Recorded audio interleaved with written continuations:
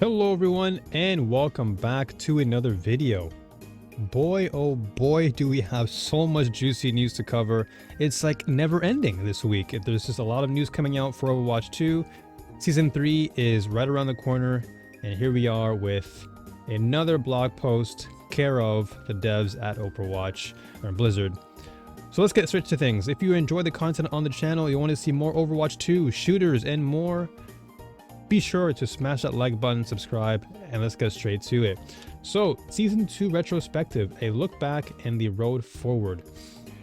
Let's just start off with the Ramattra Storm to Hero lineup, and then we'll wrap things up towards the end. But man, this is looking pretty promising for Season 3 onward. So Ramattra, we watched Ramattra closely when he first released, including community gameplay and conversations. We started asking ourselves some challenging questions about his kit's performance based on your feedback. What was the community's first impressions of his kit? Is his kit approachable? Which abilities and moments are resonating with our community? What are the sore spots? The next set of questions focus more on his viability. How is he performing as players learn how to play with him? What compositions is he fitting into? Are there early dominant strategies? Answers here help us decide if we want to make any changes to the hero within the first 2 weeks before they enter competitive play. Now, we already know Ramattra out of the gates was somewhat decent. He was fun, obviously. A lot of people enjoyed his playstyle, myself included, but we obviously saw glaring issues, and so they made changes to make him a little bit more viable. Maybe too viable now, but we'll keep reading. Ramattra's initial release was met with a lot of positive feedback in terms of fun factor. We saw a lot of great conversation around his kit and the overall design, but it was clear that you felt Ramattra wasn't viable in enough situations. At this point, there are many different factors that go into making balance decisions, including player feedback and hero performance, though this is limited to quick play data, which can differ from competitive, of course. With our learnings, we chose to increase his power while in Nemesis form by upping his armor and speed. Alongside the Nemesis form changes, we also decreased the cooldown on his Void Barrier to create more overall uptime with his abilities. Overall, this set of changes had a large effect on Ramattra's effectiveness, and he entered competitive as one of the stronger tank picks, a big shift from his lower performance leading up to the changes. As we wrap Season 2, Ramattra remains a strong tank choice, and the previous changes helped achieve some of Ramattra's overall design goals. Going into his release though, there was one ability we knew would be a risk, his ult.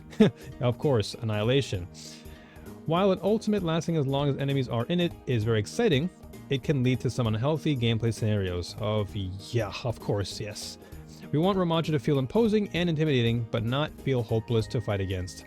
In Season 3, we'll be changing the timer on Annihilation so that it will tick down slower if enemies are in it, previously paused the timer entirely, and adding a cap of 20 seconds. That should eliminate any of the extreme uses and enable more counterplay while keeping Annihilation a strong and impactful ability. So that's positive. You know, as a Ramattra user, I do feel like there are times where I can easily just steamroll a team by just pressing Q and call it a day. And it's really annoying for the opposing end. So having this cap of 20 seconds is a positive, and the slowdown of the ticking is also a good positive too. So all in all, I think this will help to balance things out for Ramattra, still make him very imposing, as they mentioned in the article, but also still, kind of tone him down so he's not as overwhelming on the battlefield. Now here we have the Battle for Olympus and other Season 2 limited time events. So this is where I feel things kind of took a turn for the worse. And I won't say worse in like a really negative sense, but we can all safely agree that the Battle for Olympus and subsequent events like the Lunar Year event were not as appreciated by the community. Perhaps for the new players, they don't mind as much because they don't know what to expect, but for those who have played Overwatch 1 in the past will likely have some familiarity with the Lunar New Year events, and so yeah, it wasn't as what we'd hoped for, and the Battle for Olympus was also a little bit lacking in some areas, but let's get into the article. So, we set a goal in Overwatch 2 of having more infrequent game rewards and unique limited time game modes. As we gather your feedback and look at whether you enjoyed different events, we expect to improve and bring many of them back in the future. Generally, we want to craft different ways to play the game and give you fun new modes and events to experience. And we want to be more willing to take creative risks for these limited time game modes. We debuted the Battle for Olympus during Season 2. We're generally happy with this mode and player feedback around it, but we do think there's room for improvement. Specifically, we do not expect that players would pursue all hero titles during the event. We think some challenges were too difficult to complete in aggregate. Yes, I think that there is just way too much of a grind to get some of the items in the game, and considering that a lot of the items were some of them were okay, but a lot of them were just like not as impactful.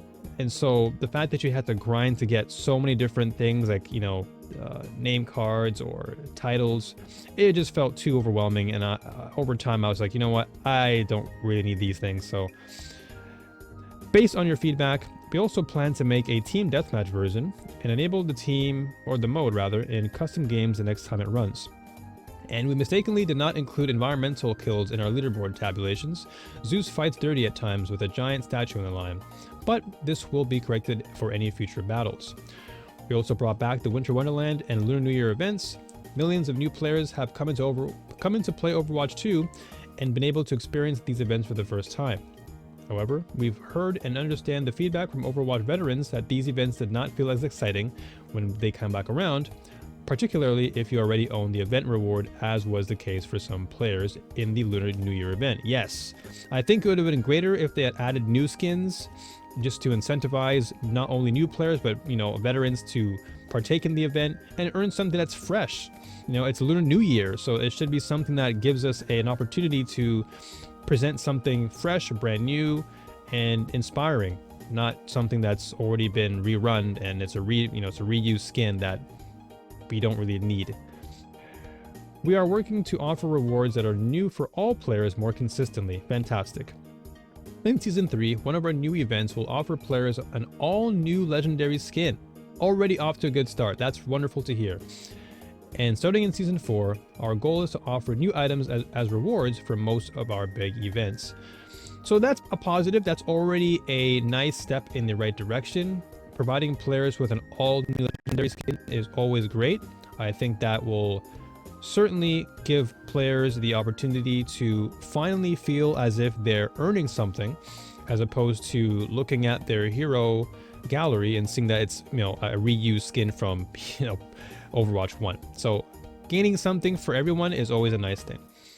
Now, these are things we've already talked about in the previous video, which you can always tune into in the previous video I posted about ranked updates, but they've also kind of chimed in on it in this article here. Our team is aware of some community pain points with competitive mode and matchmaking, specifically matches with wide skill variations, inconsistent games, and too few infrequent competitive updates. We have a set of improvements coming to matchmaking, and we're also working on updates to the competitive system.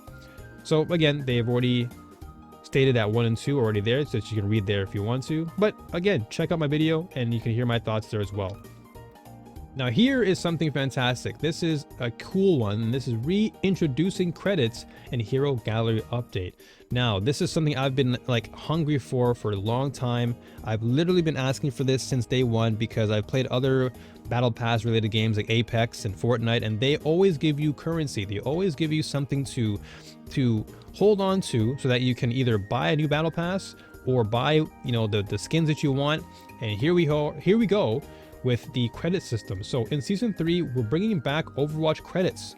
Fantastic. Which had been previously shown as legacy credits and been unearnable in Overwatch 2. Now, all players can earn up to 1,500 credits as free rewards and another 500 credits as premium rewards spread throughout Season 3 Battle Pass. So that's a total of 2,000 credits that you will receive, which is incredible. So if you've already been saving your credits, or just, you're saving your Overwatch currency as well, this is a nice little addition, which is perfect. We're also adding more uses for your credits so that you can choose from many potential rewards.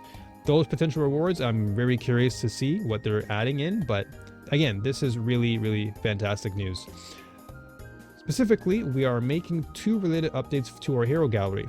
First, Nearly all the epic and legendary tier skins prior to Overwatch 2 launch will always be available in the hero gallery for purchase with either Overwatch coins or credits. So again, those who have been saving up their coins, from Overwatch 1, this is your chance to finally be able to go into your hero gallery and purchase your favorite skins for your favorite character. This is wonderful for me because I want to get some skins for Soldier. I want to get some skins for Diva. Those are like my two favorite characters, and I can finally dive in and use my coins for good use.